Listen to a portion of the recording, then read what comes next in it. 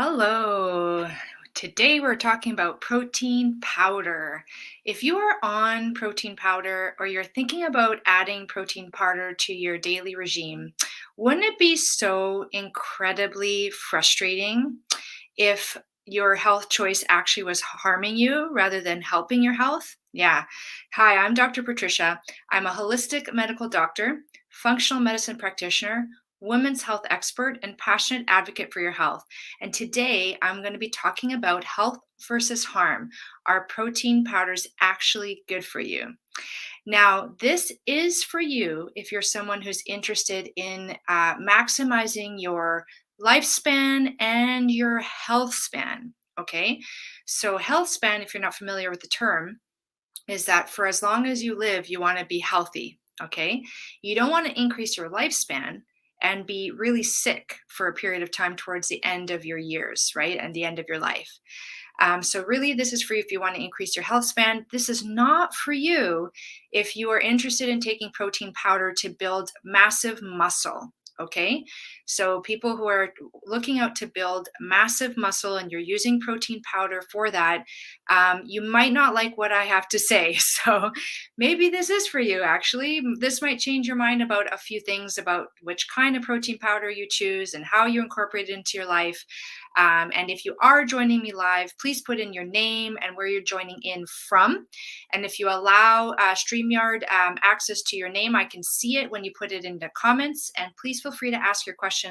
That's the benefit of joining me live for today's Thrive Thursday episode with Dr. Patricia Mills. So let's get started. Let's dive right in. Okay, why did I decide to do this? Well, a lot of women come to me asking me, should they try protein powder? And a lot of men ask this question too. This conversation is relevant for men as well. And hi, Melanie from Sault Ste. Marie, Ontario. So wonderful to see you. Thanks for joining today. Awesome. What we're going to be talking about is research that I came across on protein powder that really got me super concerned. And I'm going to try to explain it to you because it can be very confusing in the even in the research and in the health world. You get different opinions. So I'm going to try to make it really easy to understand. And if it's not, please put in your questions. And even if you're catching this on a replay, you put your questions in the comments. It allows me to go in and answer your questions. And I'm going to be doing a live next week on which protein powder do I recommend. Okay. So what are the effects of protein powder on the human frame in the human body that I found that gave me some pause for concern?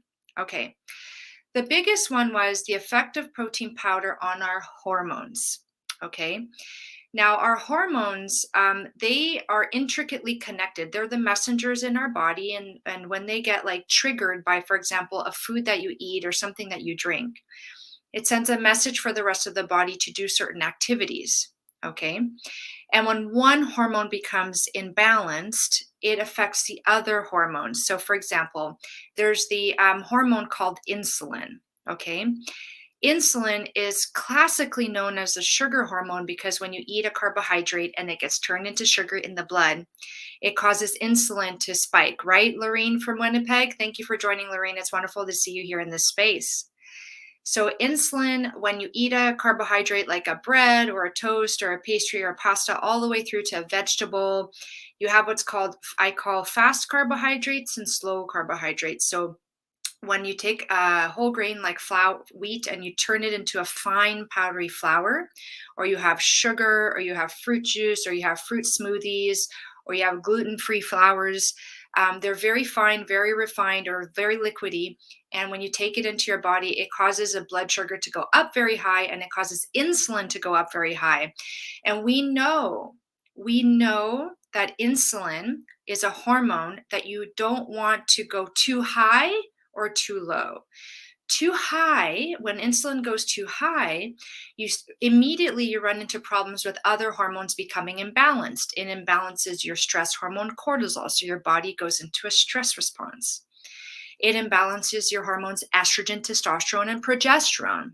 Okay, it like measurable differences in these hormones if your insulin goes too high. Okay, and if you don't have enough insulin, like for example, you're in a concentration camp and you're not eating enough food and you're not stimulating enough insulin, having enough insulin around is important for things like building muscle. If you don't have enough insulin, that means you're not getting enough, calories from things like carbohydrates and protein, which is why it ties into protein powder. And then you're not able to build muscle. So you have these extremes of insulin being too low, like not enough food, so starvation, eating disorders, that kind of thing.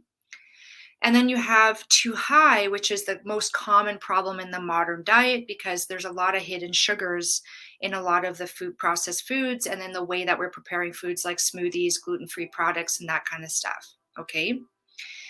So, what about protein powder? Well, the interesting thing is that insulin is also stimulated by protein. And the interesting thing is that insulin is highly stimulated by the breakdown products of protein, which are the amino acids. So, if insulin is like a bracelet, a protein is like a bracelet, and what it's made up of, all of those little beads are called amino acids. And every protein has its unique profile of amino acids. So it's like each protein is its own unique bracelet. And what happens is when you take in a protein, like let's say you eat a protein from an animal or you eat a protein from a plant, your body will take that protein and do its best to break it down into the amino acids. And it's the little amino acids, the little beads on that bracelet that are supposed to get into your body. And when they get into your body, they are used as building blocks for the body. And they also trigger the hormones. Like it's like a chemical trigger for hormones to be produced, right? So, for example, when you have you have different kinds of amino acids. There's 20 amino acids. 11 of them are non-essential, or but we can make it, and 9 of them are essential. We need them from foods, right? We need to eat foods to get our essential amino acids. And interestingly, the hormone insulin is triggered by these amino acids. So your insulin, you can get more insulin made in the body by protein. Now, that is not a problem if you are having what I will now call slow protein. So, if you have your protein packaged by Mother Nature, for example, in animals, protein is packaged in fiber, in like collagen, okay, in like fascia. The body has to work hard to break that down. So, you get a slow release of protein into the body. And in plants, the protein is packaged in fiber. And not only that, in plants, the form of protein is not as available, and is not as digestible as the protein in animals. Okay. And the protein in plants don't have all of the essential amino acids like the animal meat does. So plants have kind of a few issues with protein, like getting protein from your diet from plants requires a lot more attention than getting it from animal meat because you have to think about are you getting all of your essential amino acids? Are you making the protein in the plant available and digestible? Okay.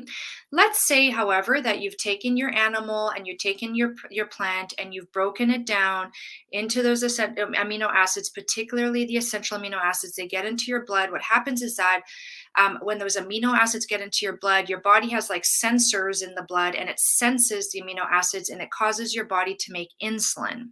Okay. What's interesting is that when you eat, like let's say you're like, okay, I want to get protein, so I'm going to eat my protein from like a steak or an egg or a fish, right? Or like dairy, butter, or I'm going to eat my protein from plants, okay, versus I'm going to get my protein from powder, either from the animal or the plant. The protein that is packaged by Mother Nature in the animal meat and the plant is like it's slow release into the body, so the insulin release is like nice and steady in that Goldilocks zone, not too little, not too much. When you take in a protein powder, that protein has been really finely, like very, very refined, very, very broken down. So now it's like a fast protein. It gets like quickly into your blood, like huge amount of amino acids into your blood, and you get a big insulin spike. Okay. I told you already that that's not good for your hormones in the short term. In the long term, we also know from research, and it's very clear, this is not like new news. Any doctor will say, yes, this is correct. Any scientist will agree with this, is that when you have repetitive, too high spikes of insulin, you set yourself up for your body becoming imbalanced and creating disease in the body. And the typical diseases that come out of this over time are type 2 diabetes, which is insulin resistance in the muscles, too much, like the tissues being exposed to too much insulin. It's almost like the ears being exposed to too much sound. You get like deaf, you can't hear it very well. So the same thing, the body gets resistant to insulin, so it's not as like sensitive to to that hormone. And when that happens at the level of the muscle, you get diabetes, because what insulin does is it helps the sugar go from the blood into the muscles, and so the blood sugar starts to go up, and you're diagnosed with prediabetes. And if it keeps getting worse, diabetes. If you have insulin resistance in the brain, that's type 3 diabetes, that's Alzheimer's. Okay. And women are much higher risk for Alzheimer's than men. Okay. And we have other diseases, like if you continue to have problems with insulin resistance, you're going to have issues with increased risk of stroke, increased risk of heart attack, increased risk of having problems with the health of your blood vessels, erectile dysfunction for men, problems with libido for women, changes in the way that your brain functions. So some dementia all the way through to Alzheimer's. So it's very clear that no matter what, we do not want to be doing things that overly spike our insulin. So I have a real, I think, valid concern that for people who are kind of jumping on the protein powder bandwagon, okay, that they may be inadvertently, like unknowingly harming their health because of these insulin spikes. And the thing is that protein powder is a relatively new development, right? Like it's not like we had protein powder like 100 years ago, right? This is a relatively new development. And as with many things that are relatively new, we are still learning and finding out the long-term impact of these things. So a lot of the studies, they're done on short term. So like, yes, short term, you look at a protein powder and you study the effect of the protein powder short term on the body, and you get this like very clear insulin spike. Okay. And in that moment, yes, your body does go into a state of being able to build more muscle. However, it's also imbalancing your hormones and potentially creating a situation where in the future you're going to run into health issues, as I've already explained, with insulin resistance. Okay.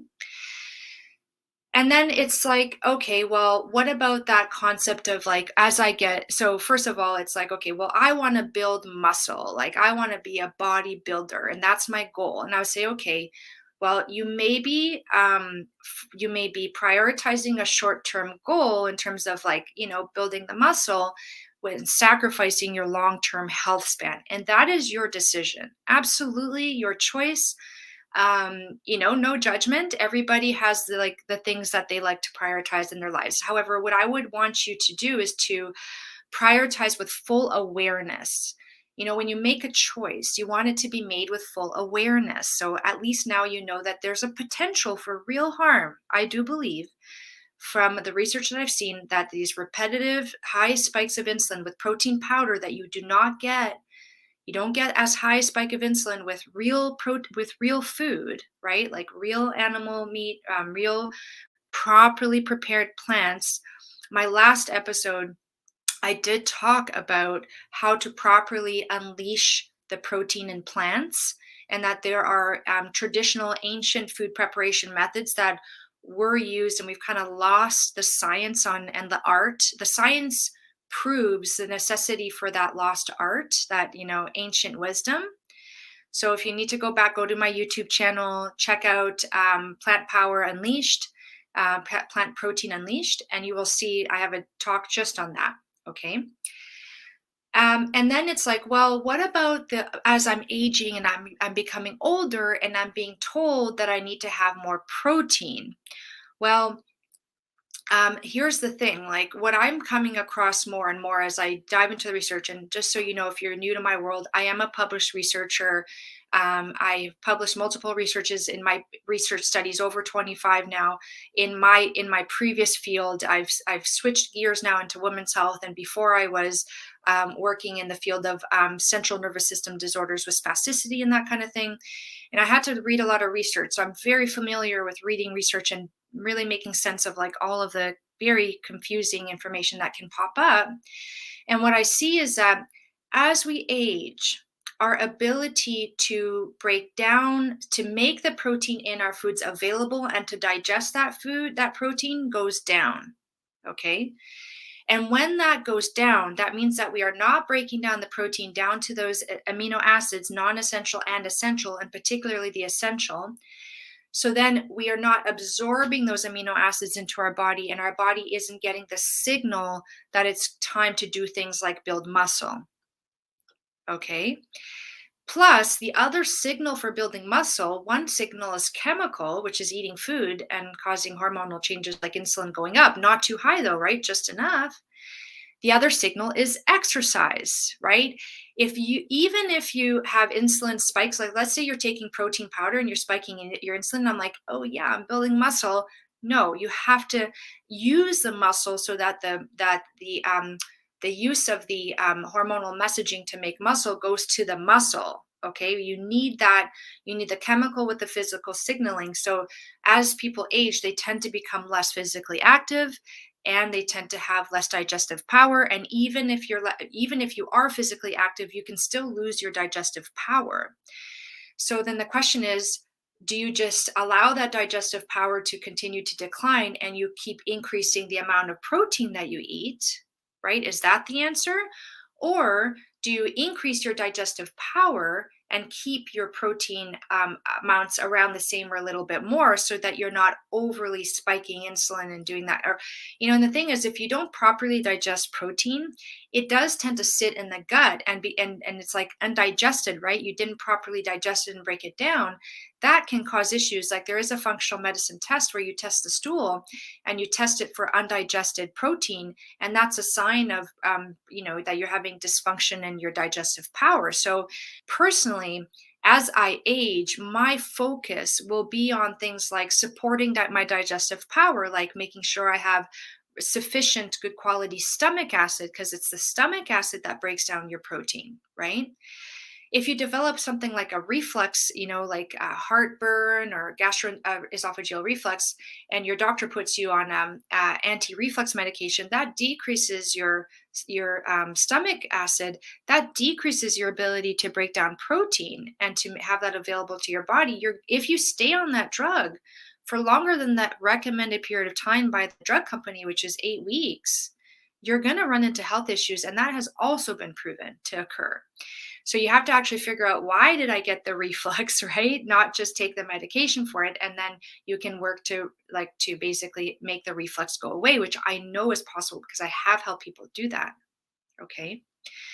So now it's like, okay, now I know that there's some bad effects of protein on my hormones. And then what are the effects of protein on my gut that could be harmful? Well, animal protein is pretty easy on the gut because the animal has taken the protein from the plant and transformed it into the kind of protein that we can easily absorb and digest. Okay.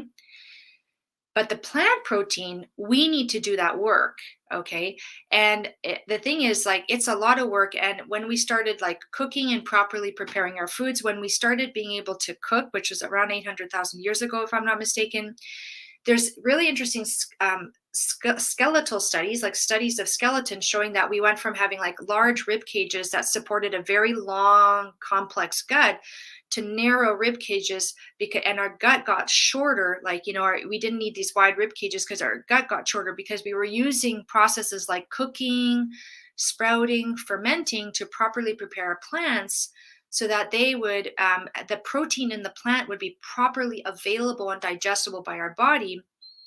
If you don't break down the protein, and if you don't break down what I call the anti-nutrients in plants, like lectins, oxalates, saponins, phytates, those can actually damage your gut. So if you're using a plant protein powder that hasn't been fermented or sprouted, chances are it is injuring the lining of your gut to some degree. Okay, because it still has those anti-nutrients that haven't been properly dealt with the traditional methods of plant preparation.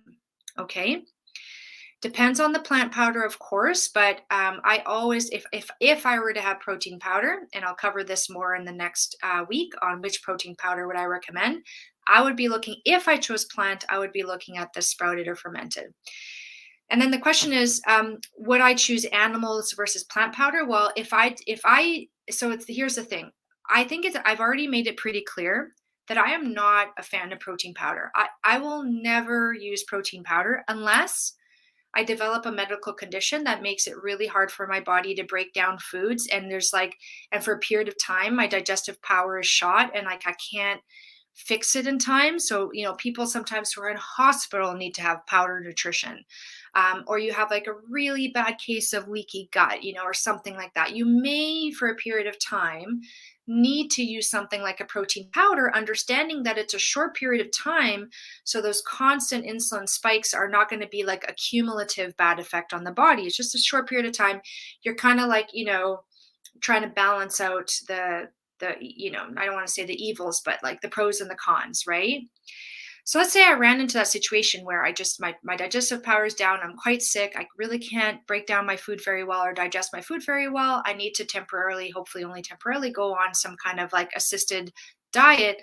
I would choose, because because I'm not vegan or vegetarian, I would choose the animal powder. Okay, because animal protein has all of the essential proteins there for you, and they don't have any of the anti-nutrients. The anti-nutrients being the things that can damage the lining of the gut, right?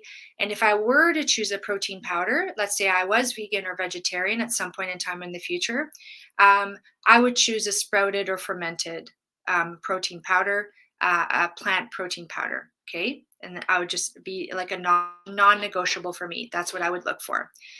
And so in terms of what is the best kind of protein powder for maintaining and building muscle, I'm going to get into that next week, because I feel like that takes up that would take up a whole other half an hour, because I have to teach you how to read ingredient lists.